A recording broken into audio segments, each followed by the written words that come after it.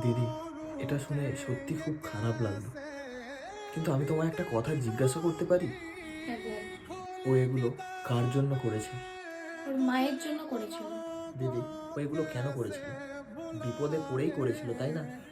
আর এখনকার কিছু মেয়ে তো শখের জন্য করে, আর সেই জায়গায় ও নিজের মায়ের জন্য করেছে।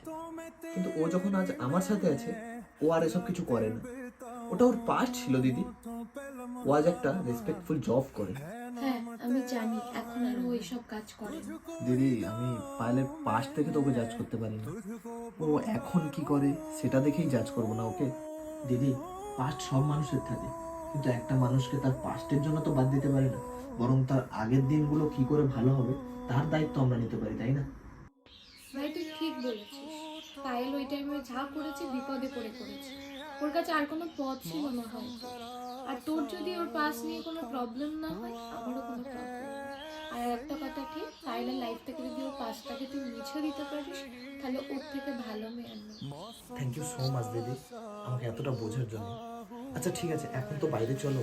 ও মনে হয় না খুব ভয় পেয়ে গেছে।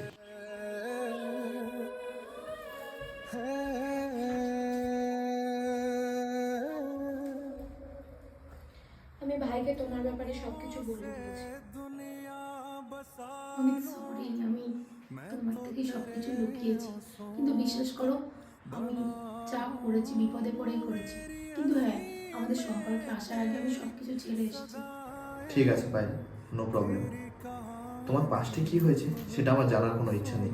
আর হ্যাঁ, ইন ফিউচারে তুমি এমন কিছু করো না যেটা আমার খারাপ লাগুক বা তোমাকে আমি খারাপ ভাবি। ওকে? কোনোদিন না। আমি তোমাকে খুব ভালোবাসি। আর আজকের পর আমার চোখে তোমার জন্য ভালোবাসা আর সম্মান আরও বেড়ে গেল।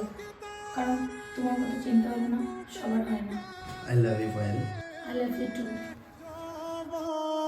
उठेंगे कैसे बीते दिनों की खोली किताबें गुजरे पलों को कैसे